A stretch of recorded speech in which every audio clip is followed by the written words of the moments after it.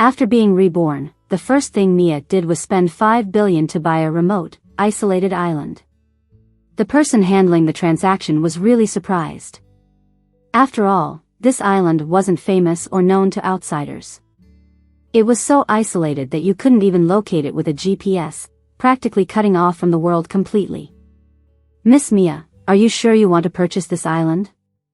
If you move there, it'll be hard to stay connected with the outside world." Mia nodded, her tone a bit relieved. "That's exactly what I want, for no one to reach me."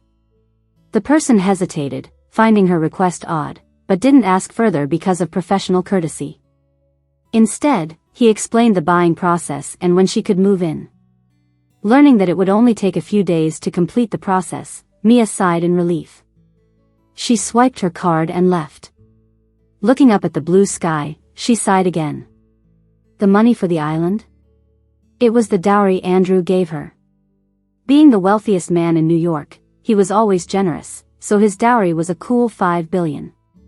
In her past life, she never got to spend this money before she died. This rebirth happened conveniently right after their engagement.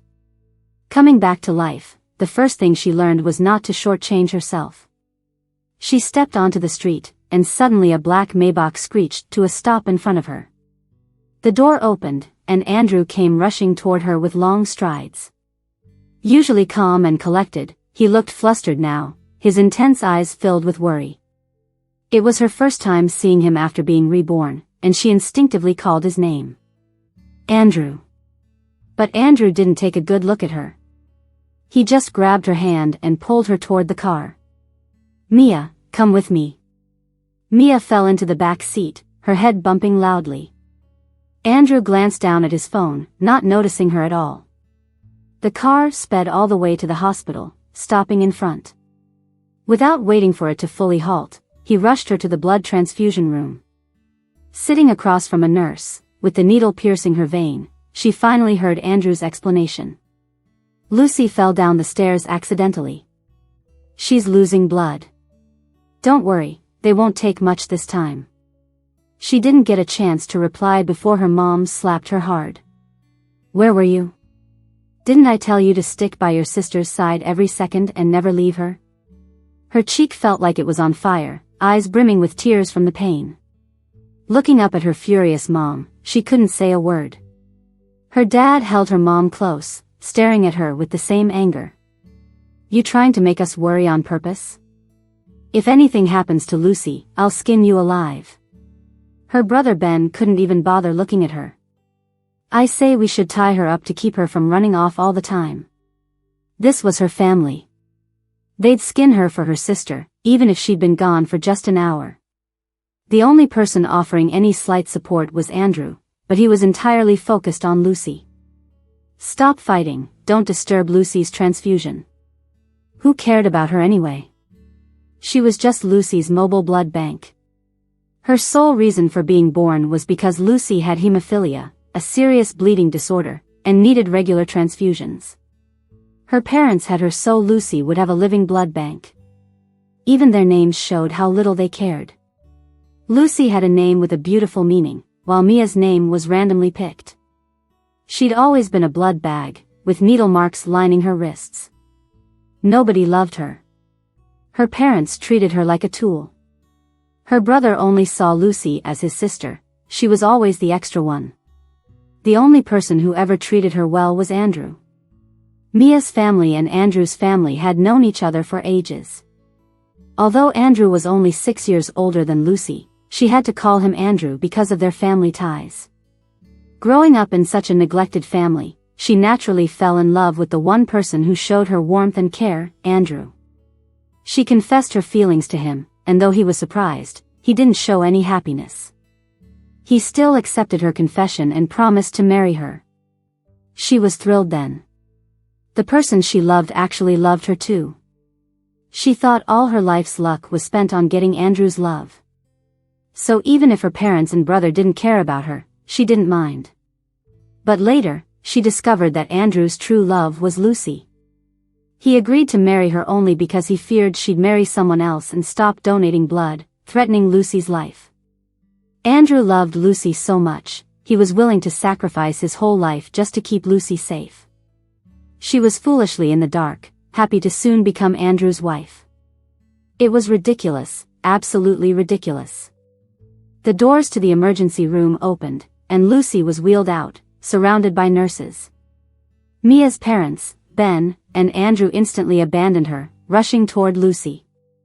Watching them shower Lucy with care and concern, Mia felt utterly sick. A mocking smile crossed her face, and she fought off the dizziness, rolled down her sleeves, and walked out. Outside, she glanced one last time at the dazzling engagement ring on her finger. Without hesitation, she tossed it into the trash can. In this life, she wouldn't be begging her parents for a scrap of love, nor would she seek love from Andrew like a drowning person grasping for a straw. In this life, she's done with them all. If everyone loves Lucy and nobody loves Mia, then she'll just love herself.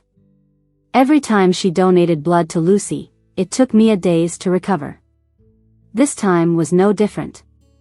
Her family stayed at the hospital with Lucy, leaving her alone at home. She walked out of the room with a cup in her hand, not even fully seeing who it was before a box hit her square in the face. This familiar pain didn't need guessing. She knew it was her dear mother. "Mia. What are you doing? Why aren't you responding to our messages? Are you doing this on purpose, ignoring Lucy to make her angry? We wasted so much on you." Under a barrage of insults, she wiped the blood off her forehead and pulled out her phone from her pocket. Turns out, they had messaged her early in the morning about Lucy being discharged today. They wanted her to bake Lucy's favorite chocolate cake to welcome her. But how was she supposed to manage this?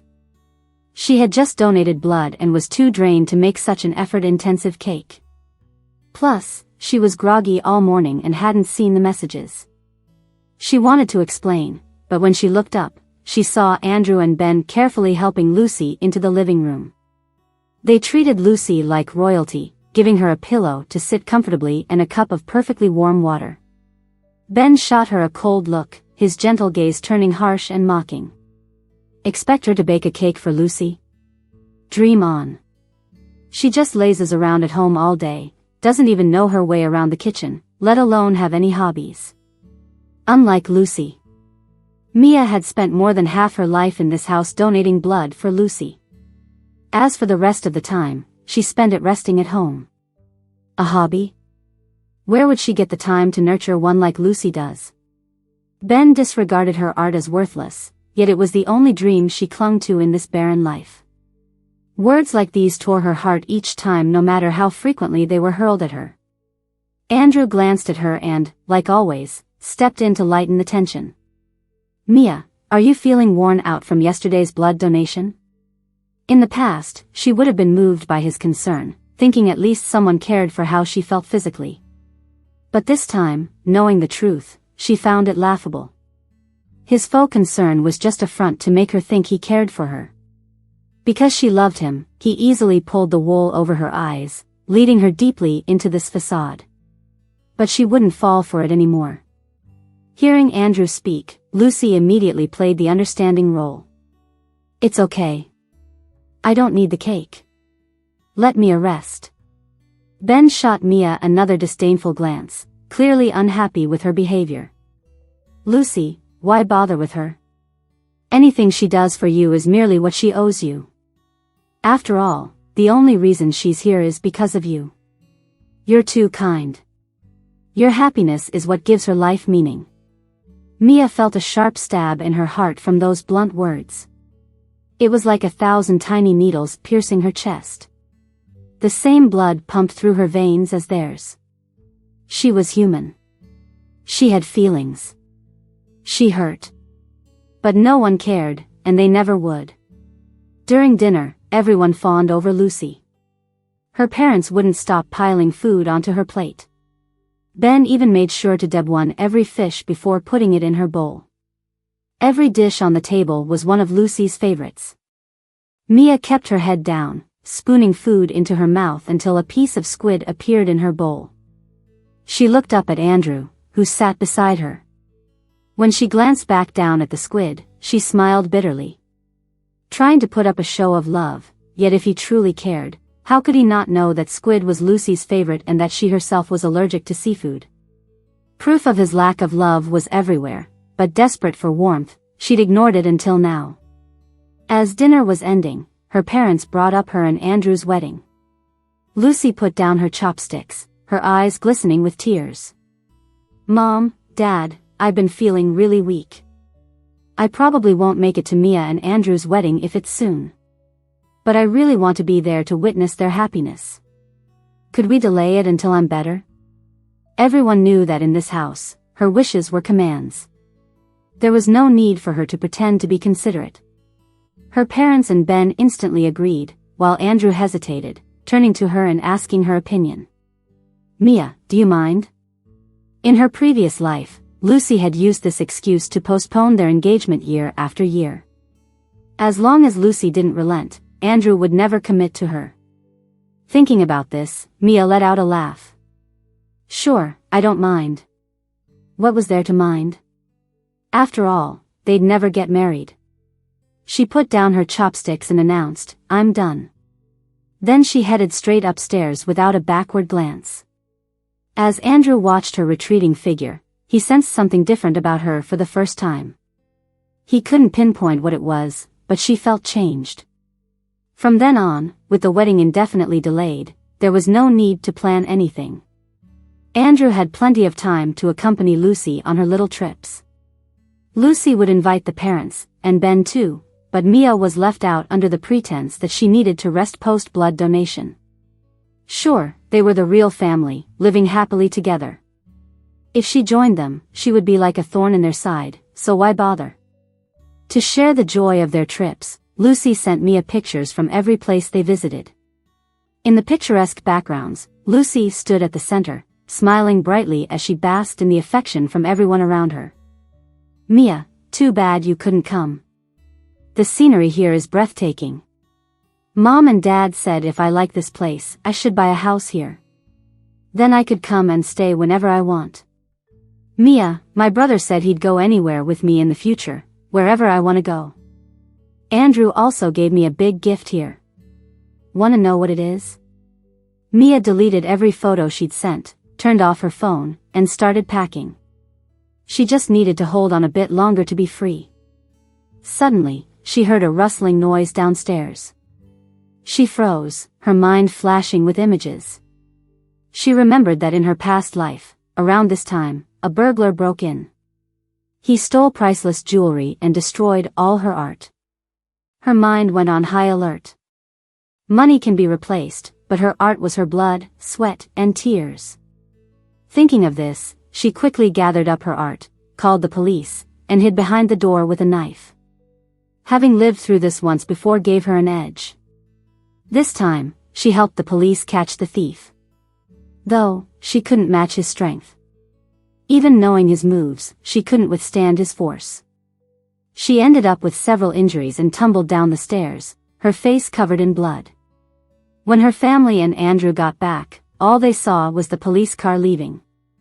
The living room was a mess and she was sitting on the couch, looking rough. Her parents were shocked, stammering, "You caught him alone? Why didn't you call us? These burglars are dangerous, do you have a death wish?" Even Ben, usually indifferent, looked surprised. "Yeah, why didn't you call the family? Are you saying we don't care about you?"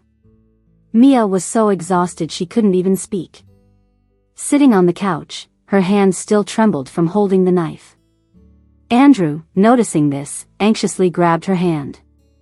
"Mia, are you hurt? Need to go to the hospital? You're too reckless, why didn't you tell us?" Mia pulled her hand away and weakly asked, "Would it have helped?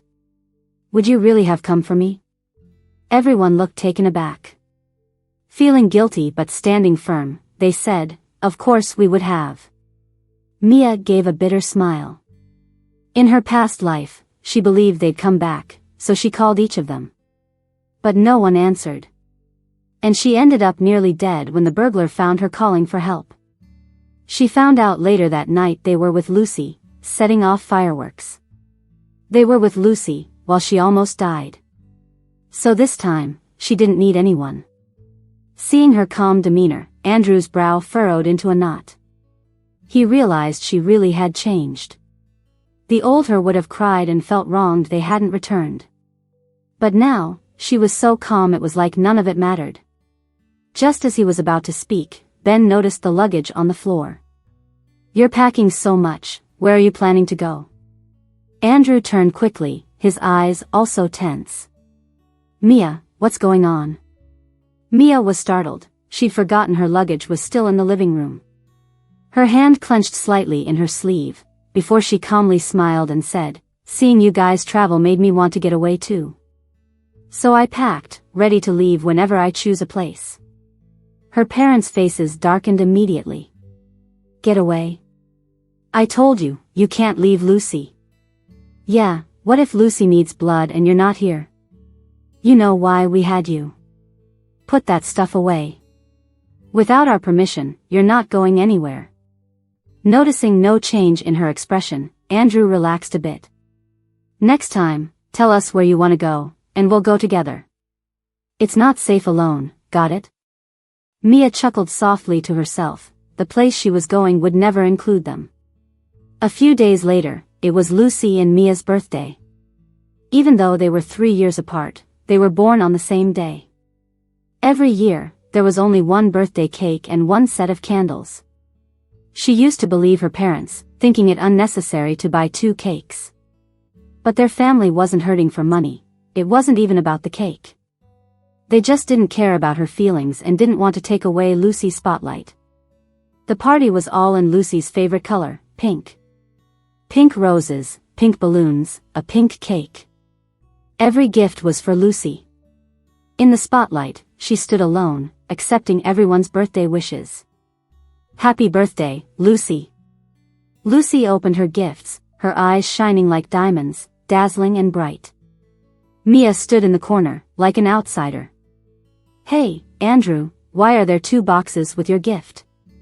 Lucy asked, surprised, shaking the box in front of Andrew. Everyone's curious gazes followed, but he handed a box to Mia. "This one's for you." Lucy's face changed immediately, but after she opened their gifts, her smile returned. Andrew had gifted her a unique necklace from a famous designer, worth a fortune. Mia's gift was just a bonus that came with the necklace. Everyone chuckled. "Ah, a bonus. Just fits her, doesn't it?" "Yeah, she's just Lucy's bonus," they agreed. It was perfect. Mia stayed silent, tossing her gift into the trash where no one would see. After the party, Lucy suddenly decided, because she'd just gotten her driver's license, that she'd drive everyone home that night. She excitedly headed to the garage. Her parents and Ben were happy to let her, so they waited at the entrance for her to bring the car around. Mia stood at the back, staring at the tips of her shoes, thinking about when she could leave once the paperwork for the island she'd bought went through. She didn't notice the car creeping closer from behind. A piercing screech of brakes was all it took before she was sent flying to the ground. As the world faded, she could still hear Lucy's fake panicked cries before everything went black. When she awoke, she found herself in the hospital. The pain kicked in hard as her adrenaline dropped. She barely opened her eyes and saw she was lying on a bed in the operating room. It felt like her soul was about to drift away. Was she dying? It hurt so much, Mia closed her eyes again, letting darkness take over her vision step by step. On the other side of the wall, the doctors were speaking to her family. "We need a decision. She's losing a lot of blood and needs a transfusion, or her life is at risk. Your other daughter has the same blood type, why not let her donate?" They almost shouted together, "No way. Lucy can't donate."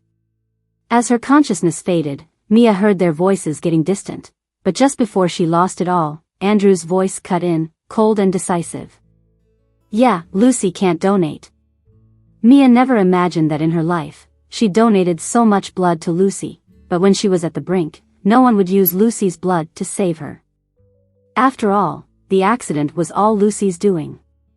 She thought she'd seen through everyone already, so she never felt sad about their harm before. But at that moment, hearing their heartless words, it felt like 1,000 arrows pierced her heart. The pain rushed in once more, and she fainted completely. 3 days later, she woke again, more exhausted than ever before. Andrew was the first person she saw when she opened her eyes. He seemed to have stayed by her side all this time, looking a bit weary. Seeing her awake, a slight smile softened his usual stern look. "Mia, you're awake. Are you in pain? Hungry? The doctor said you lost a lot of blood, so you need to rest. Just let me know if you need anything, okay?" He seemed so caring now, almost making her forget his coldness when he stopped Lucy from donating blood. If she hadn't heard it herself, his gentle concern might have touched her deeply. After Andrew left, she asked the nurse who had given her the blood. The nurse sighed and paused before replying, "Your family is really strange. We talked to them a lot, but they wouldn't let your sister donate.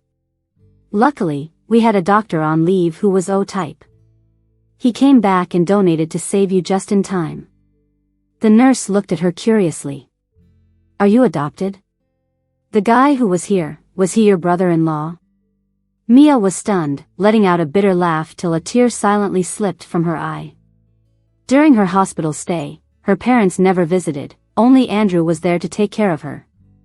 Mia knew this care was to keep her devoted, so she'd continue being Lucy's personal blood bank. Yet even still, he didn't even bother making it look real. In the hospital, he was always distracted. He'd be on his phone in the hallway or smiling lightly at the screen. She knew it was Lucy on the other end. Only she could make him smile like that. On the day she got discharged, he came to take her home as promised.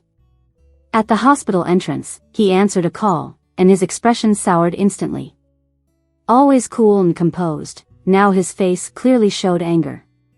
His fingers, holding the phone, whitened a bit as he struggled to keep his emotions in check. "Mia, there's an emergency at work. You'll have to take a cab home, okay?" Mia nodded, saying he should handle his work first and she'd be fine. Relieved, Andrew got into his car and sped away. Watching his car disappear, Mia smirked. She knew what made Andrew so upset and what he was rushing off to do. Lucy had just posted a picture with a handsome guy on social media with the caption, "Should I give him my contact info or not?" She knew how to drive a guy crazy. Once, Mia would have been jealous, but not anymore. She had her own plans now. Closing her phone, she hailed a cab straight to the police station. When Mia got home from the police station, nobody was there. She didn't think much of it and was about to head upstairs when she suddenly heard footsteps at the door. Her parents came in first, followed by Ben holding a trembling, tearful Lucy. Seeing Mia, her parents were furious. "You crazy girl, what do you think you're doing? Did you call the police?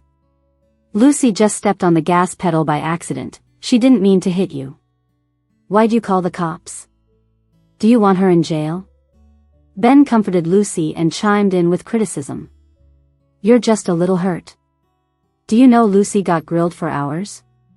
If we hadn't signed a forgiveness letter, who knows how bad it'd be for her. Lucy's not well. What if something happens to her? Can you handle that responsibility?" "Yeah, Mia's just got minor injuries." She only danced around death's doorstep while Lucy was scolded for hours. Mia's anger turned to laughter.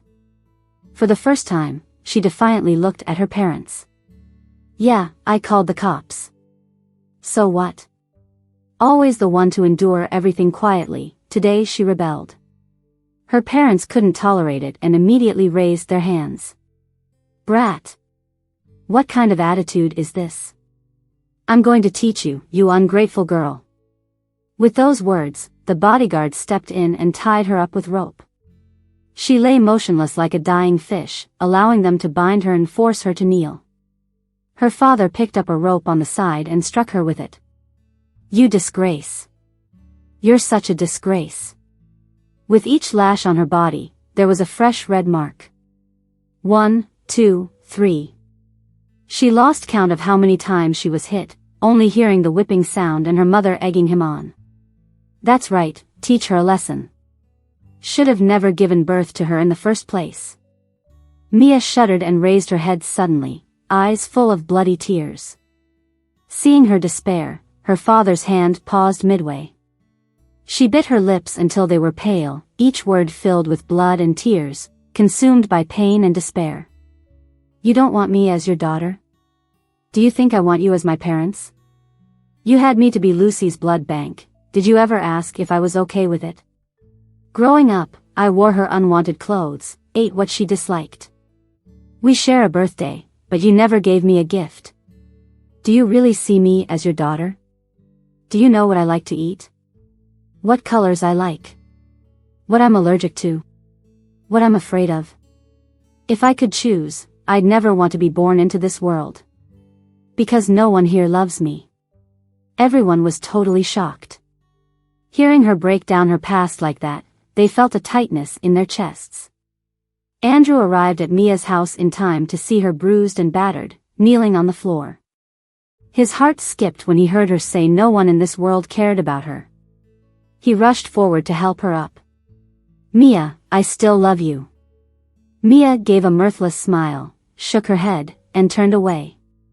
Andrew instinctively wanted to follow, but Lucy suddenly clutched her head and began to fall back. Andrew, my head hurts. He paused, then turned back to Lucy. The whipping left Mia bedridden for 2 whole days. Her phone buzzed. It was a message from an agent, reminding her that the island purchase was finalized. Now the secluded island was hers. She was thrilled and immediately dialed the number. The person on the other line confirmed repeatedly, Miss Mia, are you sure you want to move in 3 days?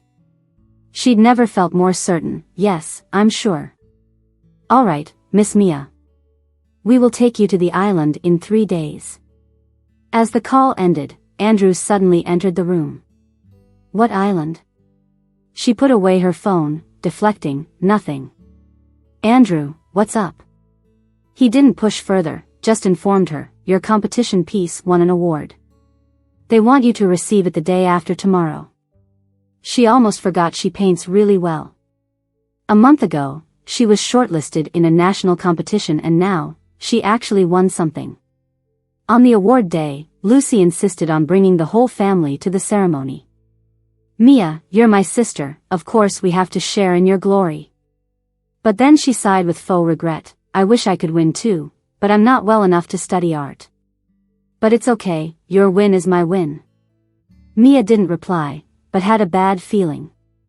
As the ceremony began, it was time to announce the gold winner.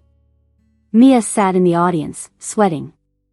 The award meant the world to her. It was validation for her work, recognition from industry peers. The presenter glanced at the list, looked momentarily confused, then announced. Congratulations to our gold medalist, Lucy. Gasps filled the room. No one recognized the name, whispers broke out. Who's Lucy? Is she new here? I don't know, I thought the gold was going to Mia for that sunset painting.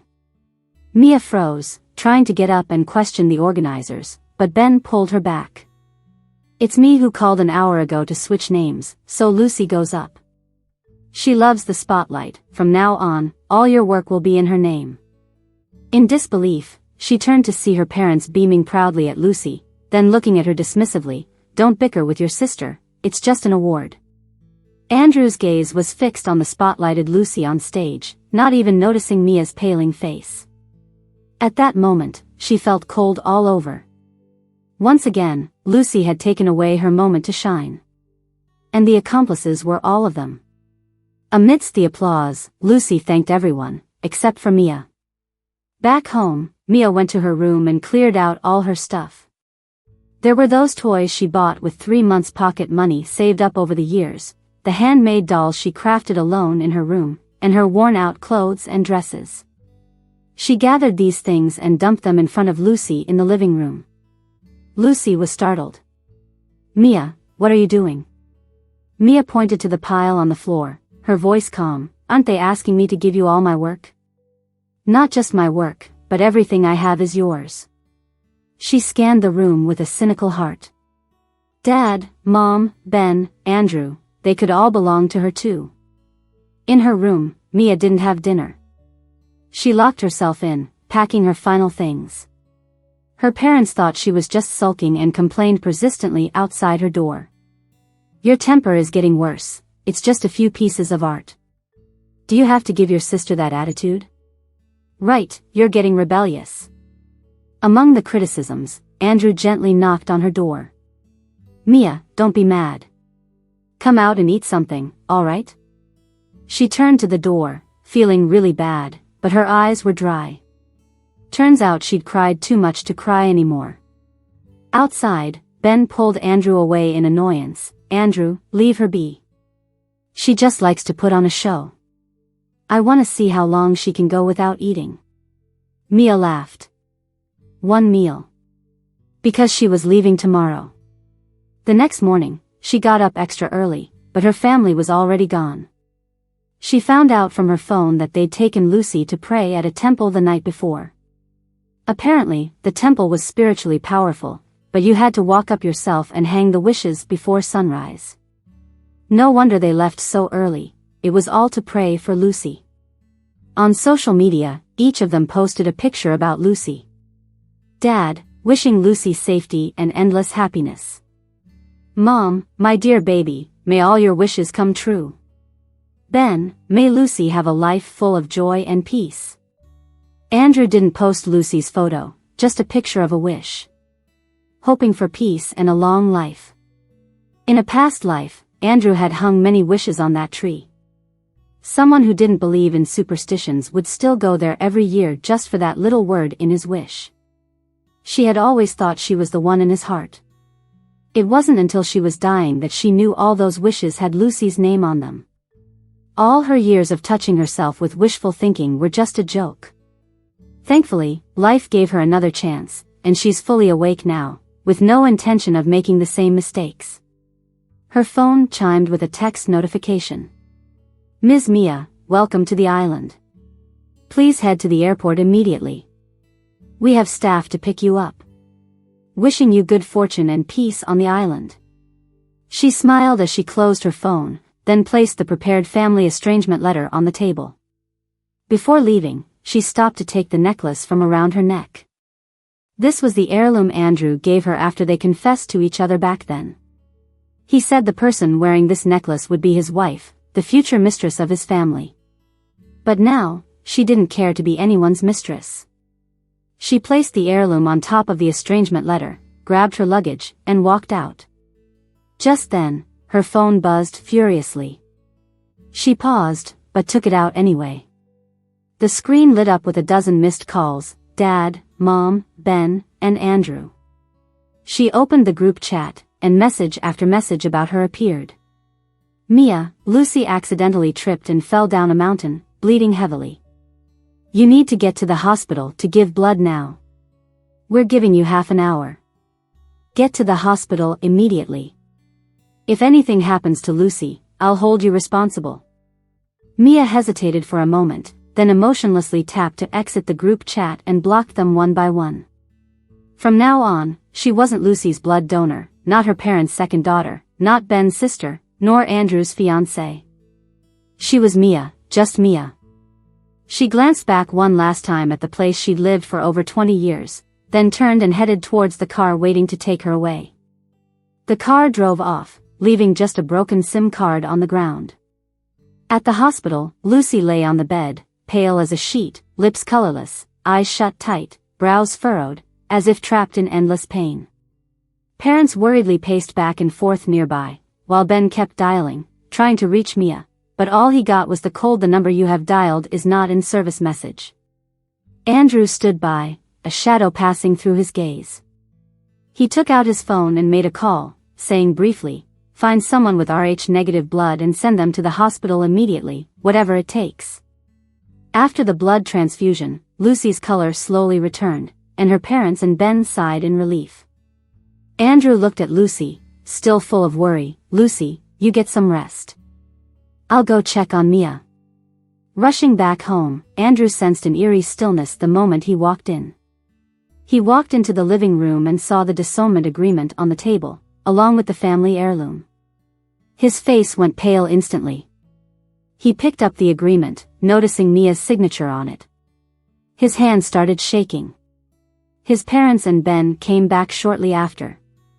They were stunned by what they saw on the table too. His mom reacted first. She grabbed the agreement and tore it to pieces, exclaiming loudly, "How dare that ungrateful girl!" His dad's face turned dark as well. "She must be throwing a tantrum," he said. "Does she think she can sever ties with us and break off the engagement with Andrew?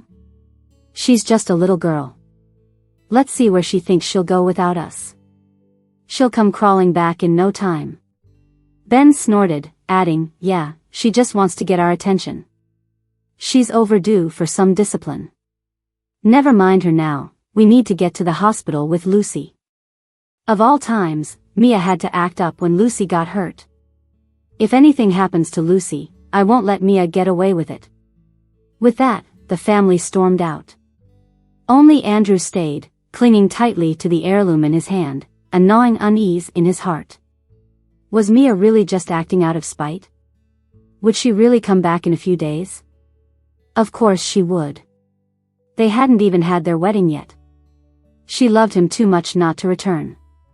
He kept reassuring himself, tucking the necklace away and hurriedly following them out. Back at the hospital, they rushed to Lucy's room, worried sick. Just as they reached the door, they heard Lucy's delicate voice inside, talking on the phone. This time pretending to fall off the mountain was exhausting. All just to drive Mia away.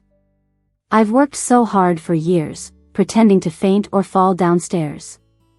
Last time I deliberately hit the accelerator instead of the brake to hit her with the car. And she still wouldn't leave. But it's all over now.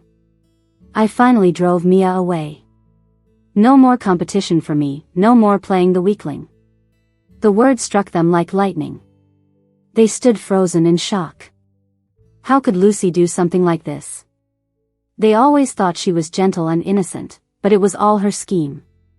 Her parents and Ben barged into the room with faces grim as thunder. Lucy's face turned ashen when she saw them, the phone slipping from her grasp. "Lucy, why did you do this?" Her mom's voice was trembling, disbelief in her eyes. Lucy rushed over to them, tears streaming down her face. "Mom, Dad, brother, I messed up. I was just so scared of losing your love. You had only me, and then you had Mia. I was so afraid she'd take your love from me." Her parents scolded her angrily. "Mia was born for your sake, how could you think we would love her more than you? Haven't we given you even more love all these years? Why resort to these tricks?" Ben was furious too. "I thought last time's accident was really just an accident, Mia covered in blood, and I only cared about comforting you. Now you're saying you did it on purpose? Lucy, that's beyond disappointing." Seeing her parents' and brother's anger, Lucy clung to them, crying. "I didn't mean it, I swear it was the last time. I let you down when you've always loved me so much. Please forgive me. Mom and Dad, I carefully prepared aromatherapy to ease your insomnia and headaches.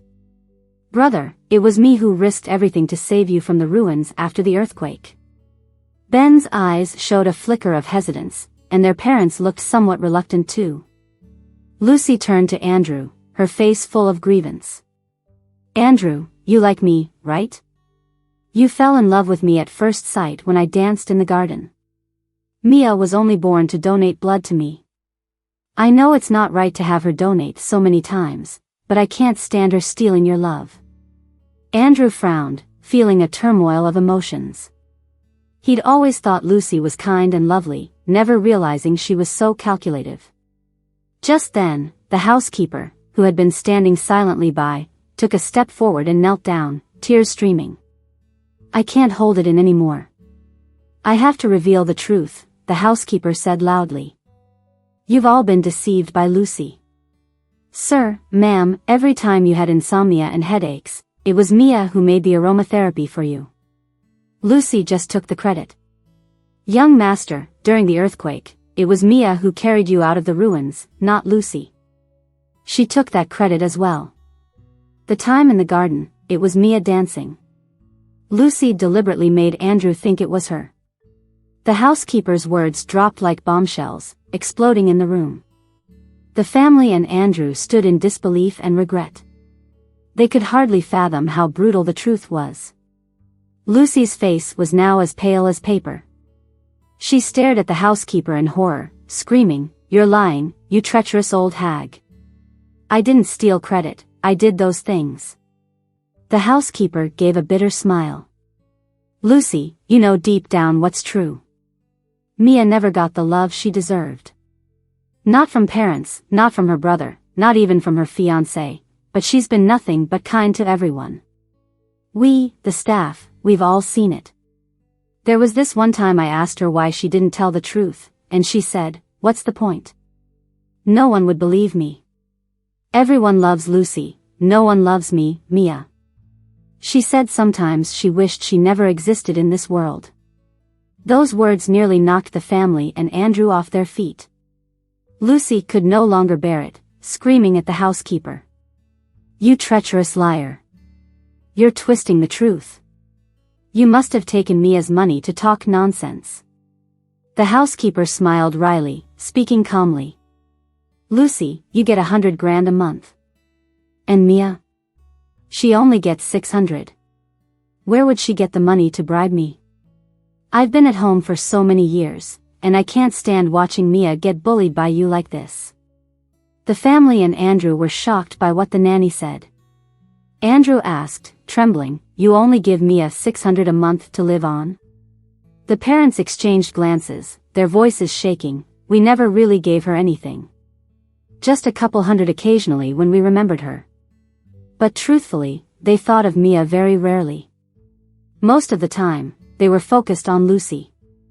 Ben's face turned ghost white. For some reason, he suddenly remembered Mia's tattered clothes, worn-out shoes, and the times he caught her working side jobs. What did he do then? He yelled at her. He scolded her for being a rich girl running off to do such lowly jobs, asking if she didn't get money from them. Back then, Mia just lowered her head, saying nothing, though her eyes were clearly red. Thinking back now, she wasn't getting any money, was she? Plus, she always had to be ready to donate blood to Lucy. So she couldn't even have a normal social life or job. His head buzzed, a flood of emotions hit him, and he could hardly breathe. Lucy, seeing she couldn't argue with the nanny, quickly ran over. "Dad, Mom, brother, I'm your real daughter, your real sister. Andrew, I'm the one you truly like. How can you doubt me because of a nanny's words?" Before, they wouldn't have. But just 10 minutes ago, they overheard her call. She bragged about how she faked an injury to get rid of Mia. For the first time, her parents and Ben pushed her away with disappointment in their eyes. Andrew, his face livid, made a phone call. "Get me some info." At that moment, Lucy dropped to the floor. She knew she was done for. The assistant didn't dare slack off and quickly started an investigation. Soon, a detailed report reached Andrew's hands. The report confirmed everything the nanny said and uncovered even more of Lucy's misdeeds. Andrew read it, his hands shaking with rage. He passed the report to his family. After reading it, each of them looked pale, like they'd been struck by lightning. Turns out, Lucy not only took all of Mia's credit. Back in school, she arranged for people to bully Mia. No wonder Mia always came home covered in bruises during that time. But they never cared and scolded her for being wild and not as good as her sister. Once, she even arranged for beggars to attack Mia. If Mia hadn't run fast, those beggars might have succeeded. Worst of all, the thief who broke in was also her doing. The goal was to kill Mia. Bastard. How could they have known their seemingly innocent daughter could do such horrible things? Ben was filled with regret and anger, his eyes burning. "Lucy, Mia's your sister. How could you do something like this?" Lucy, seeing no way out, laughed hysterically. "Yes, it was all me. So what? I wanted Mia gone. I wanted everything. You all said you loved only me, your only daughter, only sister. Why did you have Mia? She was just for my blood. Why did she seek your love, do so much for you, making me look like a bad sister?" And Andrew, I liked him first. How could he see Mia first thing after returning and fall for her, asking who she was, sneaking around for info? I couldn't let the guy I liked fall for someone else, I had to take over. Her laughter echoed through the hospital room, chilling everyone to the bone. The family and Andrew looked at her with disgust, as if she were a demon from hell. Lucy, you'll pay for what you've done, Andrew said coldly. Lucy just shrugged, what can you do to me? I'm the family's Lucy. You dare touch me? Then their father spoke up, from today, you're no longer a daughter of this family. Our ties are severed. Lucy gasped, unable to believe her father was so firm. Dad, Mom, Ben, Andrew. I can't lose everything. I have a blood disorder. You kick me out, I'm not Lucy from the family anymore, how do I live? She tried to plead, but the family was done. They ignored her cries. Andrew walked out of the hospital room to find Mia, to tell her the truth, to beg for forgiveness. Mia was the one he truly loved all along. But how had he treated her all these years? Maybe she figured out why he approached her, which is why she left so decisively. She even returned the family heirloom to him. It was his fault.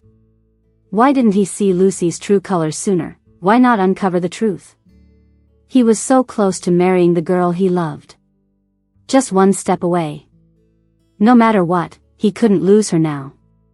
When Mia's number didn't connect, Andrew used all his contacts, practically turning the city upside down. Still, no sign of Mia. Exhaustion and anxiety were all over his face, each failed search felt like a stab to his heart. His parents and Ben were equally desperate. They stayed by the phone day and night, hoping for any news of Mia. His mother cried all day, blaming herself, it's our fault. We drove Mia away. If we'd discovered Lucy's schemes sooner, if we'd treated Mia better, she wouldn't have left us. His father was filled with regret too, his back seemed to hunch overnight. The confident man he once was long gone, replaced by an old man worried sick over his daughter. Ben was like a headless chicken, asking everyone he met if they'd seen Mia. But he got nothing but disappointing answers. As time went on, everyone's anxiety grew worse, and they were nearly at the brink of despair. Andrew started to broaden the search. If he couldn't find her in the city, he'd search the whole country. If not the country, then the whole world. The parents plastered Mia's photos all over town, hoping someone kind might offer clues. Ben flooded the internet with posts about Mia, detailing her looks and the circumstances of her disappearance, but got no leads. One day, the private investigator called. He thought he'd spotted a girl who looked like Mia in some remote town. Andrew rushed there, his heart racing with anticipation and fear of yet another letdown. When he reached the town and found the place the detective mentioned, it turned out to be a mistake. The girl only resembled Mia from the back. When she turned around, Andrew's hopes shattered. Back home, his dejected expression dashed the family's last bit of hope. His mom collapsed, sobbing loudly. His father sat quietly, hands on his head, tears sneaking through his fingers. Ben punched the wall in anger, blood flowing, and yelled, Mia, where are you? Why are you punishing us like this? Just when they were about to give up, Andrew remembered Mia once saying her biggest dream was to paint peacefully in an isolated place. An idea popped in his head. Could she have gone to a remote island? Andrew snapped back into action, researching secluded islands. After a tough search, he found some clues on a far-off island. He quickly gathered the family to head there without delay. When they arrived at the island and saw the beautiful, quiet scenery, hope filled their hearts. They searched high and low for Mia, Andrew's heartbeat echoing in his ears, palms sweaty. Finally, in the shade of coconut trees, they spotted a familiar figure. The figure was deeply absorbed in painting, seemingly oblivious to the world around her. Andrew slowly approached, his voice trembling as he called, Mia. Mia tensed up briefly, then slowly turned. Seeing her family and Andrew, a flicker of surprise crossed her eyes before calmness returned. What are you all doing here? Her voice was soft, yet clear in the island's silence. Her mother couldn't hold back anymore, rushed forward, hugged Mia tightly, and cried, "Mia, I'm sorry. I was wrong. We searched so hard for you." Her father and Ben also stepped forward, their eyes full of guilt and relief. Andrew stood nearby, watching Mia silently, 1,000 words in his heart, but unsure where to start. He knew they were at fault for her suffering and worried his approach might hurt her again. Mia frowned, confused by their sudden change. With a cold face, she pushed them away, saying, "You've got the wrong person. Look closely, I'm Mia, not your beloved Lucy." Those words pierced like a knife. Ben finally couldn't hold it in. He grabbed her hand and laid everything out, the truth of what Lucy had done and Mia's struggles. He expressed their regret, realizing it was Mia, not Lucy, who truly cared for them. Ben spoke with remorse, eyes tearing up, yet Mia only looked at them indifferently. She gave a cold smile. "So you've finally seen Lucy's true colors and now want me back? Isn't it a little late?" Her mother's tears flowed like a river. She stepped forward, trying to hold Mia's hand. "Mia, I'm sorry. I really know now. You're my daughter. I can't lose you." Mia dodged her touch, shook her head. "It's too late now. I've found a new life and family here." Her father's eyes widened in disbelief. "New family? What do you mean, Mia?" Mia's face remained calm as she explained, "A few days ago, I saved a couple and a man from the island shore. They've become my godparents and brother to repay me for saving them, treating me like their daughter, showing a love and warmth I've never known." Andrew's heart clenched. "Mia, you don't even know who they are. How could you get involved? Come back, please. Our wedding is soon. I was wrong before, thinking you were someone else. Can you forgive me?" Mia looked at Andrew with some coldness. "Andrew, do you really think all of it can be forgiven with just an apology? I once desperately wanted your love, but you only caused me pain. Now, I don't need it. I don't need you or the wedding." Her mother hurried forward, face full of tears. "Mia, I know I was wrong. I'll make it right for you. Please come back with us." Mia gently shook her head. "Go. I'm happy here, feeling real family with my new family." Her father furrowed his brow, voice filled with regret. "Mia, I was wrong, too. Blinded by Lucy's deception and ignoring your feelings. Please give me another chance." Mia looked at her father, feeling a mix of emotions. She used to hope to hear such words from him, but now, it seemed too late. Some damage, once done, can't be fixed. Now, I just want a peaceful life. Ben stepped forward, saying, "Mia, I know I didn't treat you right before. I shouldn't have helped Lucy bully you. Come back with us, and I'll make it up to you." Mia shook her head. "Let the past be the past. I've started a new life and don't want to go back." Andrew, not wanting to lose Mia, said urgently, "Mia, I know I messed up badly. But I love you, that hasn't changed. I'll spend my life making it up to you if you give me a chance." With a cold laugh, Mia responded, "Andrew, your love is cheap. Your so-called love was just to use me to protect Lucy. Now, I see through everything." Her family hung their heads in shame, knowing getting her forgiveness would be tough. Mia turned away, not looking back at them. Her family and Andrew had decided to stay until Mia forgave them. As she left, they followed. Back home, her godmother greeted her warmly. "Mia, you finally came back. Your godfather made your favorite sweet and sour ribs, and I washed your favorite cherries. You should dress warmer when you go out to paint. It's cold, isn't it? Your brother's been thinking of you. If you didn't come back, he'd probably search the whole island for you." Hearing this, Mia smiled slightly and was about to speak when a tall, handsome man came out. "I told you, Mia can't call me brother anymore. I've never said I wanted to be her brother." Mia's face suddenly turned red. These days, her godparents treated her well, spoiling her in ways she hadn't felt in 20 years. And Eric was even better. But his kindness wasn't like a brother's to a sister. It was a man's love for a woman. Eric's mom noticed, laughing and patting his hand. Fine, not a brother, considering we don't know what the future holds. Mia went inside, surrounded by love, feeling like a princess. Seeing this, Ben and Andrew were stunned. They knew this scene well, having treated Lucy the same. They'd seen Mia's longing for love, but always ignored it. Now, Mia had love, but it wasn't from them. Her family was torn with heartache, while Andrew was filled with regret and jealousy. Same man, he saw Eric's intentions with Mia. After dinner, Eric's parents noticed the well-off people at the door and asked Mia who they were. Mia frowned, saying coldly, "Don't worry about them. They're irrelevant."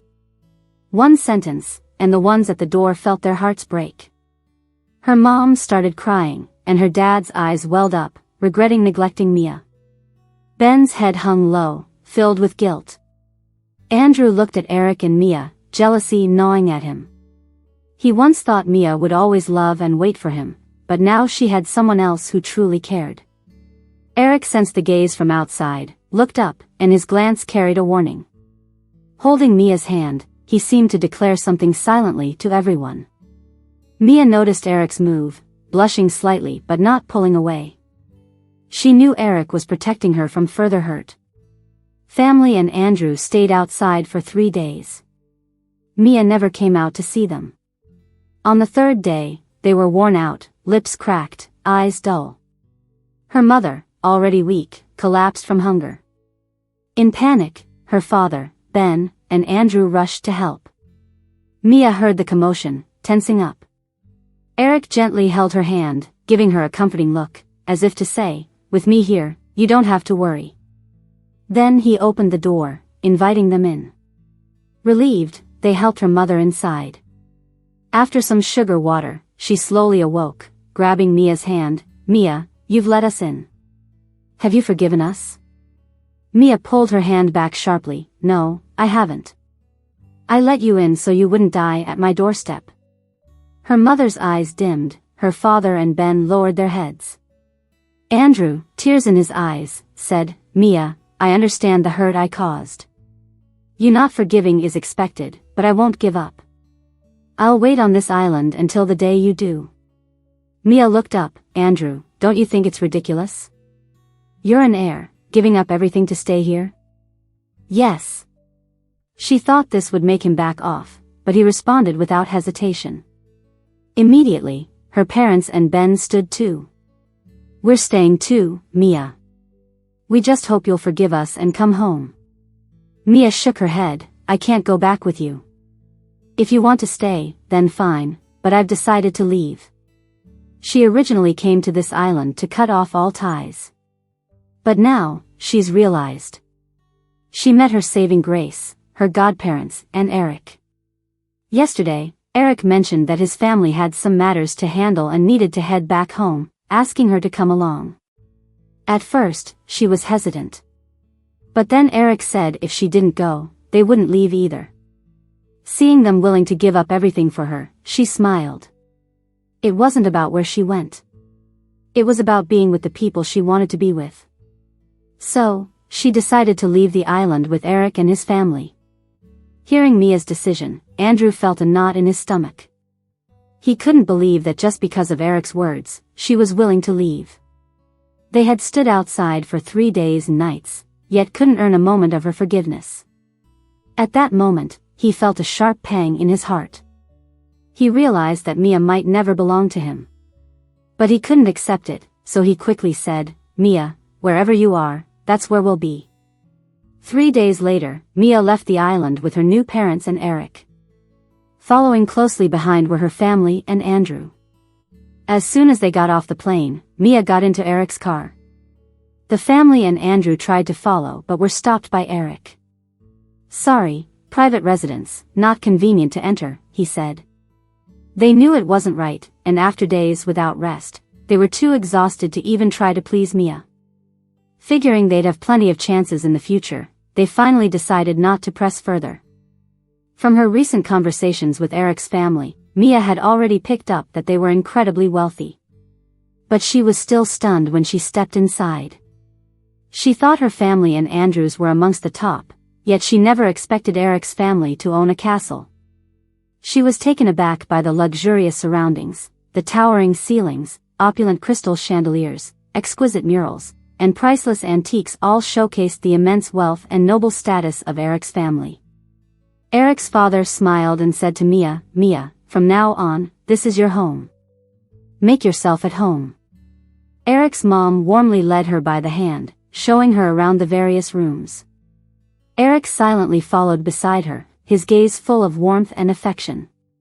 Suddenly, Mia remembered something and turned to Eric's family. "Godfather, godmother, I heard you're the world's richest." Eric's father and mother exchanged glances with Eric, eyes filled with tenderness. Finally, Eric gently patted her head and said, "Mia, we didn't mean to keep it from you. It's just that being this wealthy attracts attention, and before, even though you saved us, we didn't know your background. So, we couldn't reveal our true identity. But you're right, we are the world's richest." Mia was shocked into silence, never imagining that by chance, she encountered such influential people. She quickly stepped back. "Uncle, Aunt, when I saved you, I didn't know who you were. Had I known, I wouldn't have agreed to be your goddaughter.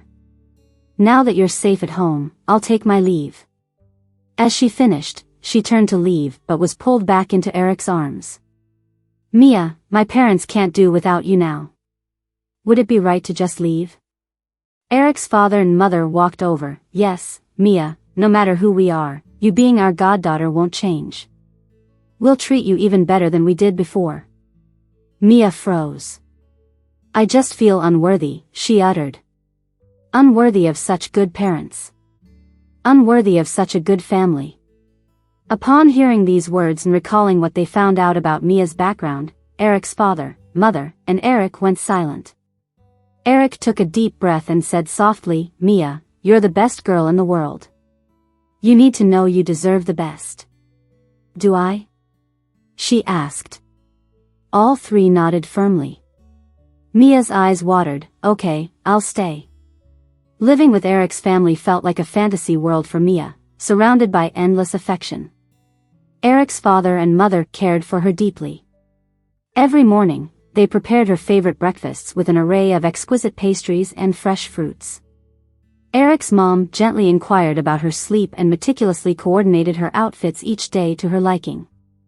Eric always stayed by her side, escorting her through their mansion's magnificent corners. They strolled through the blooming garden, with Eric picking a rose and gently placing it in her hair, brimming with admiration in his eyes.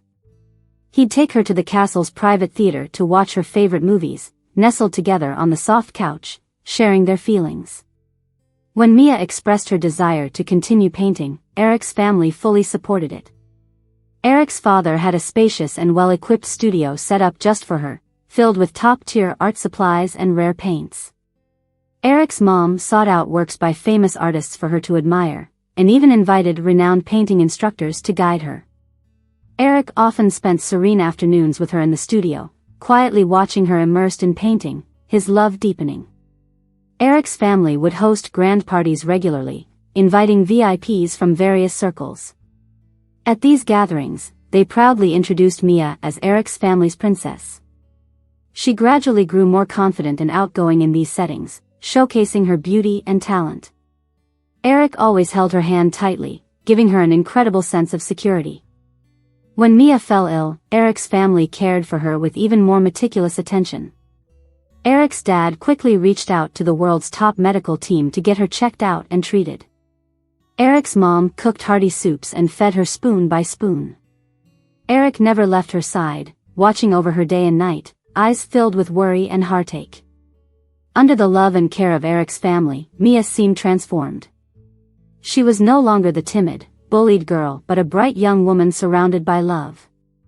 Meanwhile, her family and Andrew were desperate to seek Mia's forgiveness. Her parents wrote long apology letters every day, recalling moments from Mia's childhood and expressing deep regret. They sent these letters to Eric's house. Ben searched everywhere for things Mia liked, picking out rare gifts, hoping to win her over as they piled up at Eric's door. Andrew pulled in all his connections, sending rare treasures from around the globe with letters full of love and remorse. But Mia remained unmoved by it all. She set aside the letters and gifts, not even glancing at them. Her heart, frozen by past wounds, couldn't be touched by superficial antics. Life with Eric's family was fulfilling and joyful, and their love helped her let go of past pain, but it didn't mean she could easily forgive the deep hurt from her family and Andrew. Until one day, Mia got a letter from Andrew wanting to meet her. Mia clutched the letter, torn inside, but finally decided to go, hoping to find closure. She picked out a simple dress, casually tied up her hair, put on a little makeup, and prepared to face whatever might come. When she entered the old, abandoned warehouse, the stink was overwhelming. Dim lights flickered in the corners, casting eerie shadows. Mia cautiously stepped inside, eyes scanning her surroundings. Suddenly, a figure emerged from the shadows. To her surprise, it was Lucy, looking ragged. Her hair was like straw, clothes tattered, face smeared with dirt, yet her eyes held a strange expression. "Mia, you came," Lucy said in a dry, raspy voice, as if from the depths of hell. Mia recoiled in shock, instinctively stepping back, and asked warily, "Why is it you?" "Where's Andrew?" Lucy scoffed, slowly approaching. "Andrew? And you think he can just meet you like that? It's just us today." Mia frowned, a sense of unease rising. "Lucy, what do you want?" "There's nothing left between us to discuss." Lucy suddenly laughed maniacally, her laughter echoing eerily in the vast warehouse. "Nothing left? Mia, you took everything from me. Now you're the pampered daughter of the richest family, while I've lost everything, reduced to a beggar." Mia felt anger boiling inside. "I took everything from you? Don't forget, you've been the one taking from me all my life. You turned me into your blood bag and made my life hell." Before Mia could react, Lucy sprayed something at her, causing Mia to pass out. When she woke up, she was tied up with a knife pressed against her neck by Lucy. "Mia, I've called both families here. Let's see how much you mean to them now." Soon, footsteps could be heard approaching the warehouse. Eric's family arrived first, and seeing Mia held hostage made Eric's eyes burn with rage as he shouted, "Lucy, let her go. Touch her, and I'll make sure there's no place you can hide." Eric's parents were filled with terror and anger, with his mom shaking, exclaiming, "You wicked woman, what has Mia ever done to you?" Then, Mia's family and Andrew showed up. Her mom collapsed in tears, wailing, "My daughter, how could you, Lucy?" Her dad glared at Lucy with fury. "How could you do this evil act? How could we raise such a child?" Andrew looked on, full of guilt and worry, eyes fixed on the knife in Lucy's hand, fearing her every move towards Mia, softly pleading, "Lucy, if you have an issue, come at me. Let Mia go, she's innocent." Seeing everyone's reactions, Lucy's face twisted into a grin, waving the knife. She shouted madly, "Innocent? She took my life, my family, my love." Then, her eyes turned cruel as she yelled at everyone present, "Fine, you care so much about her? Then kneel." Mia looked on in disbelief. "Lucy, what are you doing?" Before she could finish, Eric was the first to kneel. Then Eric's parents followed, and then Andrew. Then her parents, Ben, all knelt before Lucy. "We've knelt, now let Mia go." Mia was stunned by the scene. Lucy looked at everyone kneeling before her and was even more unhinged instead of satisfied. "You all love Mia that much? You're even willing to kneel for her. What about me, Dad, Mom, brother, Andrew? You all used to love me the most." Lucy's gaze swept over her family and Andrew, her eyes a mix of pain and madness. "And the Eric family, aren't you supposed to be the mightiest, the wealthiest globally? Yet you kneel for a mere wretch. How could you? Why? Don't even think about begging." Eric shouted, "Just spare her, and I'll gladly give my life."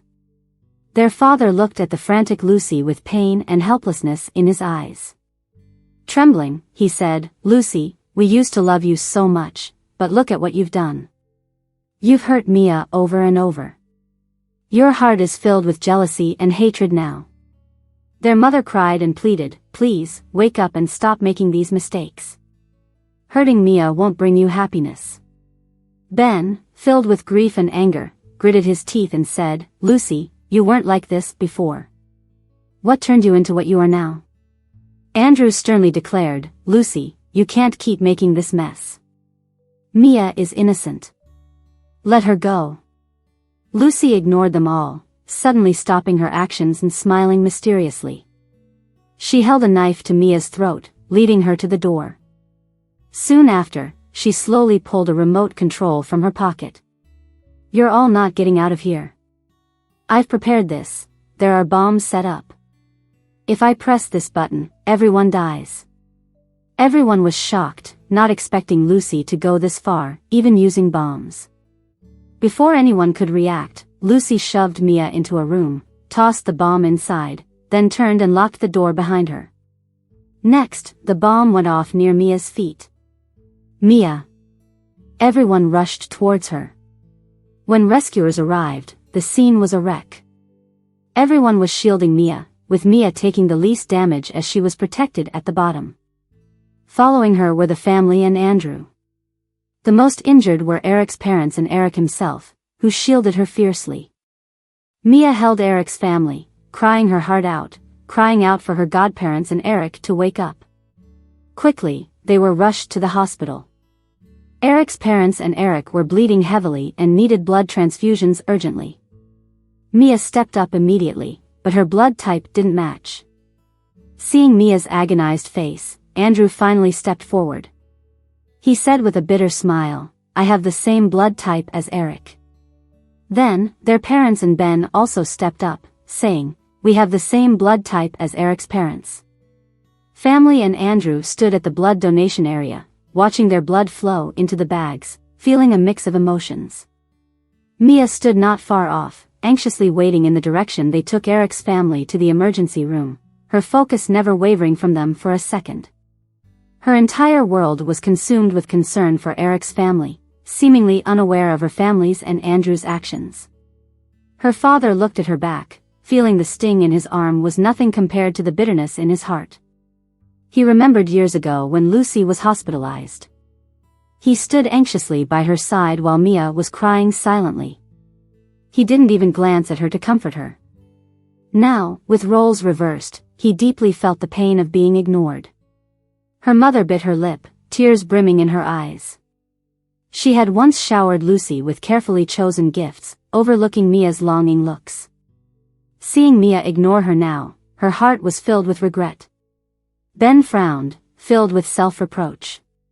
He remembered helping Lucy bully Mia, and those memories kept playing in his mind.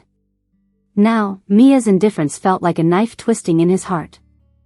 Andrew looked serious as he thought back to the times he had hurt Mia, burdened with guilt. He wished Mia would turn around, even just with a glance, but her attention was completely on Eric's family. They all realized this might be fate's cruel joke, once ignoring Mia, now paying the price.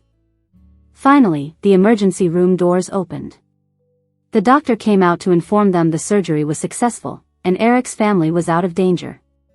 Mia cried tears of joy, rushing forward to grasp the doctor's hand, thanking him repeatedly.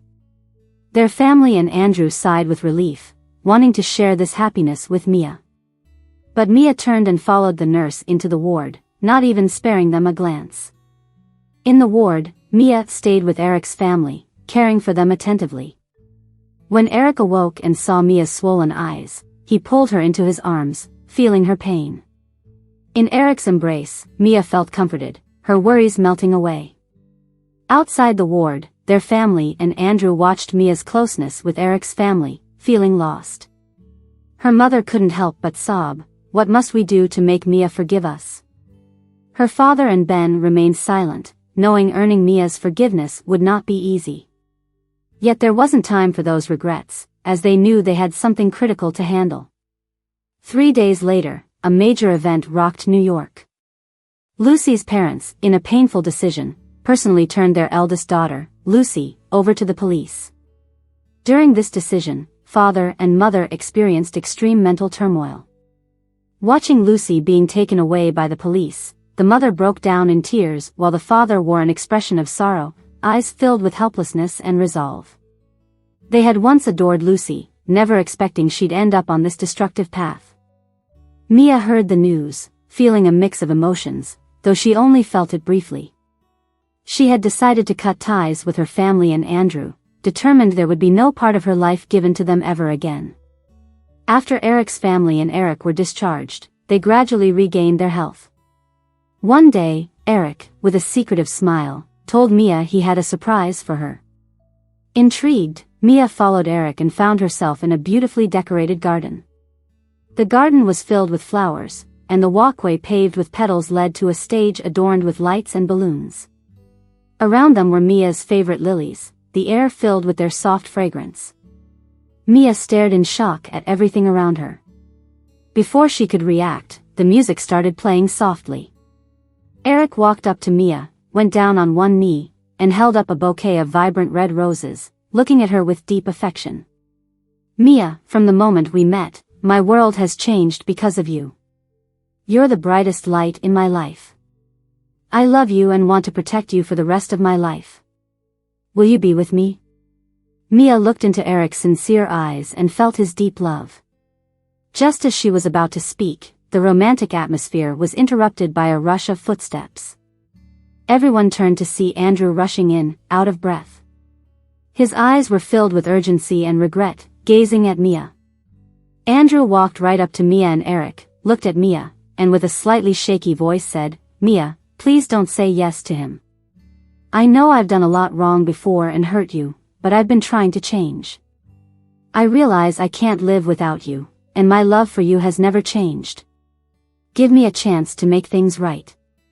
The atmosphere became tense in an instant. Eric stood up and shielded Mia, looking at Andrew cautiously. "Andrew, Mia's happy now. Don't bother her anymore. What you did in the past caused too much pain for her." Mia looked at the two men in front of her, feeling a mix of emotions. Her mind flashed back to the past. She once loved Andrew deeply and gave everything for him, only to be hurt and betrayed time and again. The painful memories rushed over her, making her heart ache. However, she'd also seen how Andrew had changed recently. He tried to make up for his mistakes and sincerely wanted to win back her trust. But Eric had been by her side through her pain, showing her what true love and care meant. Mia took a deep breath, trying to calm herself. She looked at Andrew with a complex emotion in her eyes. "Andrew, the past hurt me too much. It took me a long time to recover from that pain. Eric gave me happiness and security like I've never known before." A glimmer of hopelessness crossed Andrew's face, but he persisted. "Mia, I know I've let you down. But I promise, I'll love you with all my life and never let you get hurt again." Mia just shook her head indifferently. "It's too late. Too late." Those three simple words were like a thunderbolt to Andrew. He watched as Mia looked deeply into Eric's eyes and gently nodded, saying "I will." At that moment, he felt like his entire world shattered. The surrounding laughter turned into a cruel mockery against him. A sharp pain pierced his heart. Regret washed over him like a tide. He never imagined his past actions would push the woman he loved into someone else's arms. He watched Mia and Eric embrace tightly, filled with despair yet unwilling to give up. "No matter," Andrew said with a hint of tremor in his voice. "Even if you're with him, there will always be a day you part. I won't marry anyone else, it has to be you. I can wait."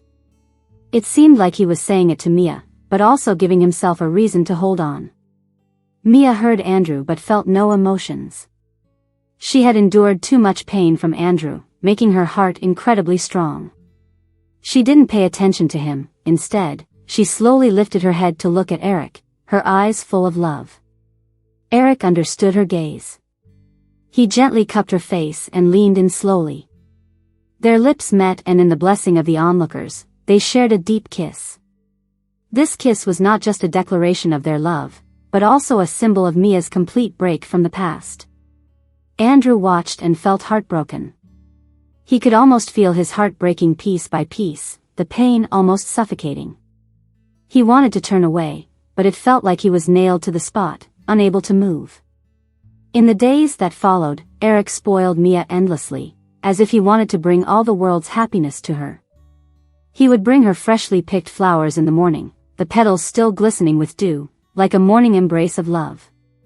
Every dinner was carefully planned, whether it was a romantic candlelit dinner or tasting cuisines from around the world. Luxury goods, fancy cars, and jewelry were showered upon her as if money was no object. They didn't hide their love for each other, often sharing sweet moments on social media. Whether it was silly selfies from trips or cozy daily moments, people couldn't help but like and bless them. At every event, Eric held Mia's hand tightly, his eyes full of affection, as if she was the center of his universe.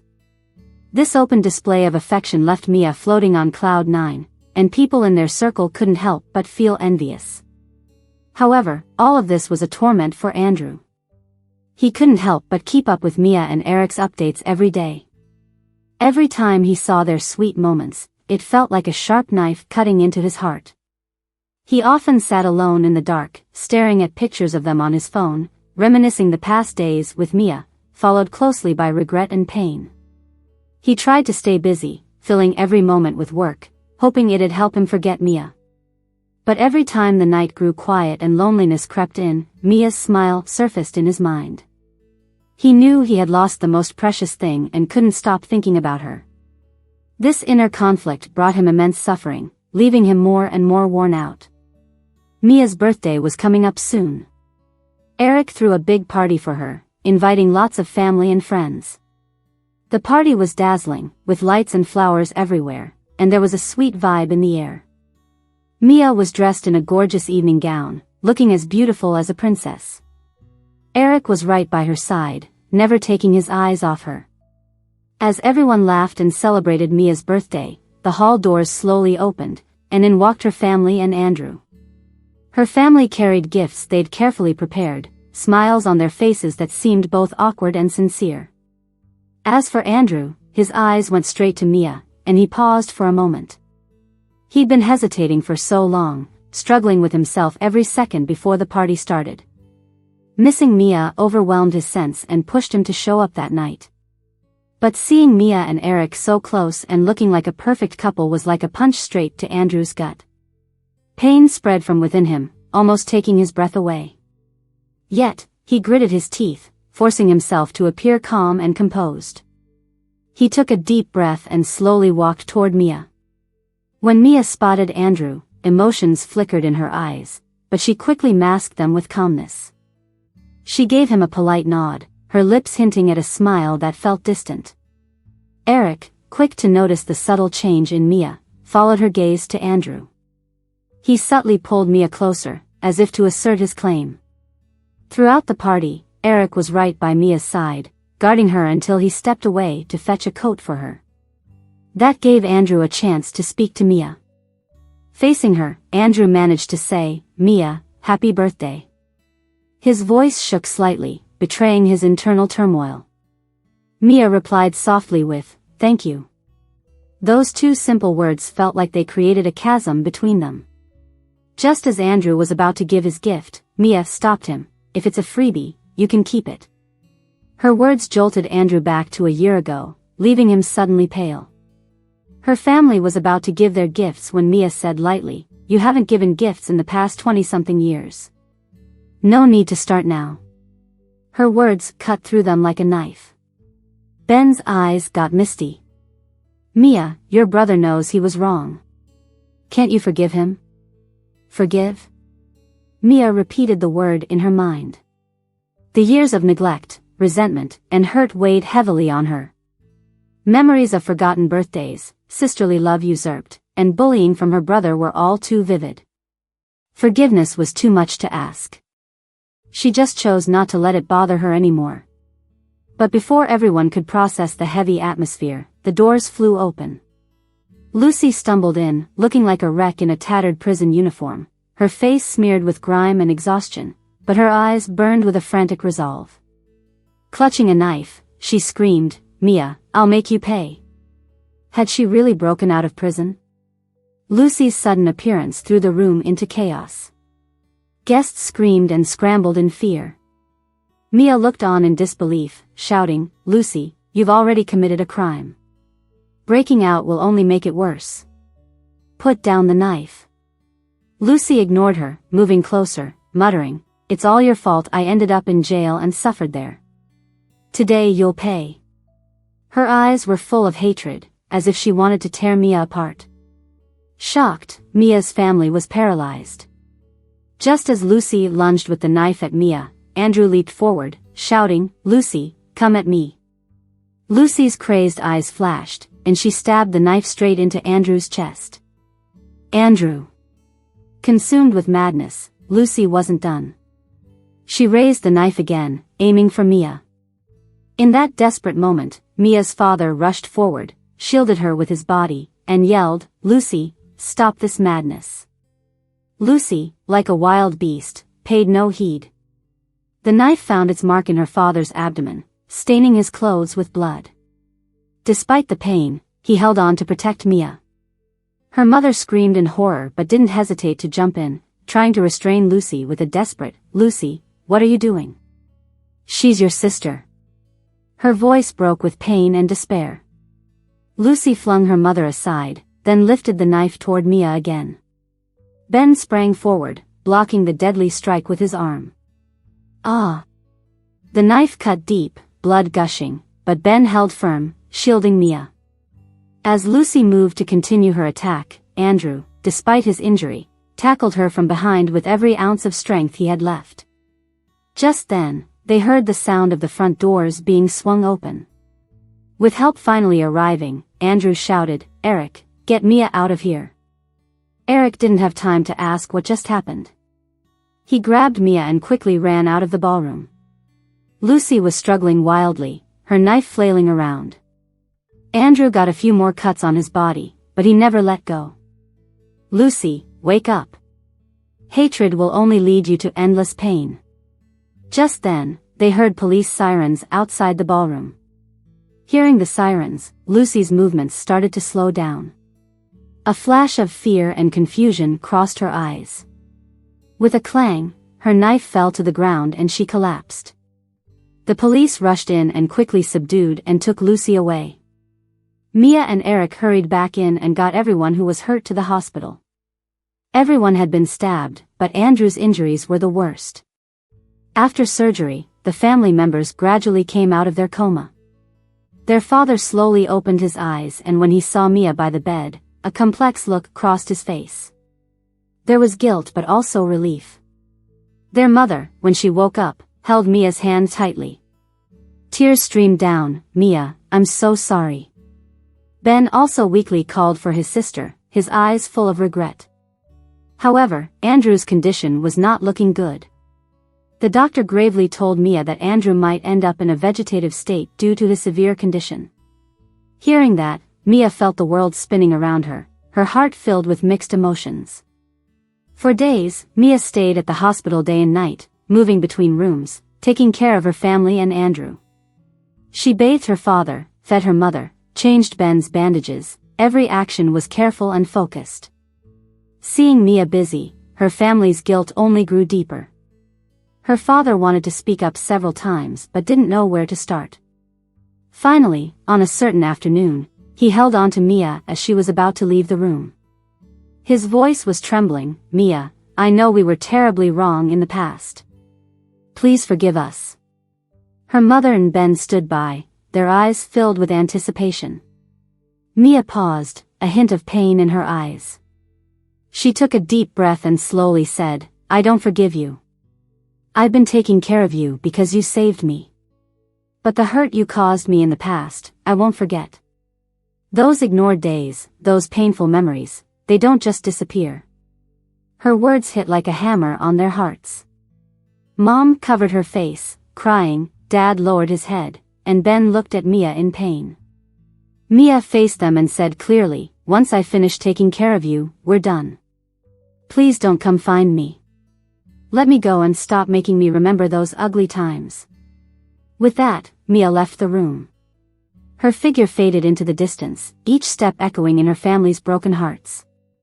Dad watched her leave, his arms lifeless at his sides, remembering those cold moments with Mia flashing by like a slideshow.